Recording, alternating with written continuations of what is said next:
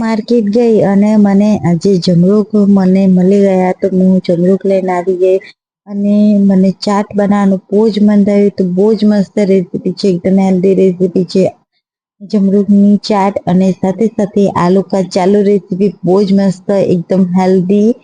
તો અહીંયા મેં જમરૂખ લઈ લીધેલા છે એકદમ સરસ રીતે ધોઈને. તો અહીંયા મેં એકદમ સરસ એવા કઠણ જમરૂખ આપણે લેવાના છે, બહુ પાકા નહીં બહુ કાચા નહીં, એ રીતના આપણે લેવાના છે, પાકા લેવાના નથી.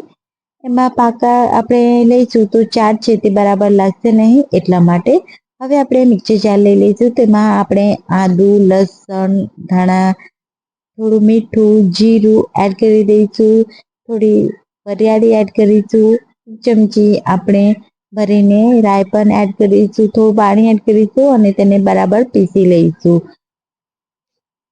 તો જે આ પેસ્ટ છે તેને એકદમ સરસ એવી ફાઇન આપણે પેસ્ટ તૈયાર કરી લેવાની છે અને તેને આપણે એક વાટકીમાં કાઢી લઈશું. અને અહીંયા આપણે જે જમરૂખ લઈ લીધેલા છે તેને આપણે કટ કરી લઈશું અને તેને ધ્યાનથી કટ કરવાના, કે બિલકુલ પણ સડેલા ના હોય, અને એકદમ સરસ રીતે કટ કરી લઈશું. આ રીતે હું કટ કરી રહી છું.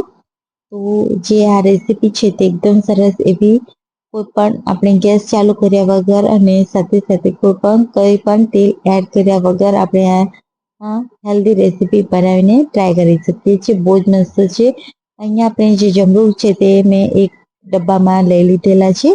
હવે આપણે જે પેસ્ટ તૈયાર કરી છે તે એડ કરી દઈશું. તો અહીંયા હું 2 ચમચી એડ કરી રહી છું.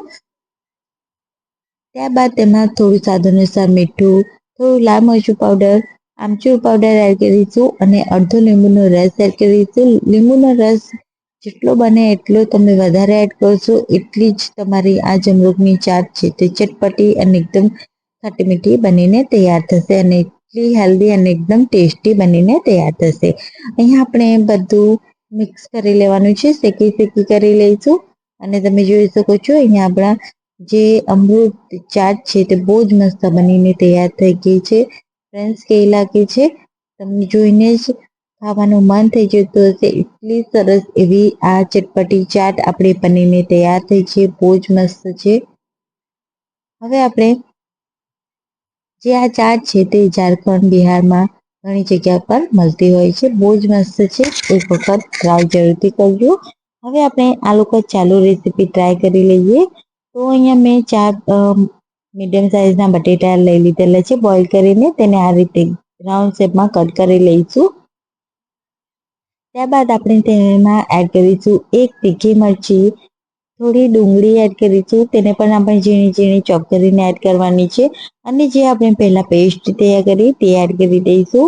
ત્યારબાદ તેમાં 1 ચમચી ધાણા એડ કરીશું, થોડું ઉપરથી મીઠું એડ કરીશું, લાલ મરચું પાવડર એડ કરીશું અને 1 ચમચી આમચૂર પાવડર એડ કરીશું અને બરાબર મિક્સ કરી લઈશું. તો એકદમ ટેસ્ટી અને એકદમ ચટપટી આપણી આલુ કા ચાલુ ટેસ્ટી ચાટ બનીને તૈયાર છે. ફ્રેન્ડ્સ, કેવી લાગે છે? બહુ જ મસ્ત લાગે છે. જોઈને જ ખાવાનું મન થઈ જાય અને જોઈને જ મોઢામાં પાણી આવી જાય, એટલી ટેસ્ટી ચટપટી ચાટ આપણી બનીને તૈયાર થઈ છે. આલુ કા ચાલુ અને સાથે સાથે આપણી જમરૂખની ચાટ બહુ જ મસ્ત. તો ફ્રેન્ડ્સ, કેવી લાગે છે કમેન્ટ જરૂરથી કરજો. તો આવી જ રેસીપી સાથે અને આવા અવનવા વિડીયો સાથે આવતી રેસીપી હું મળીશું. ત્યાં સુધી બધાને આવજો. Bye bye and take care.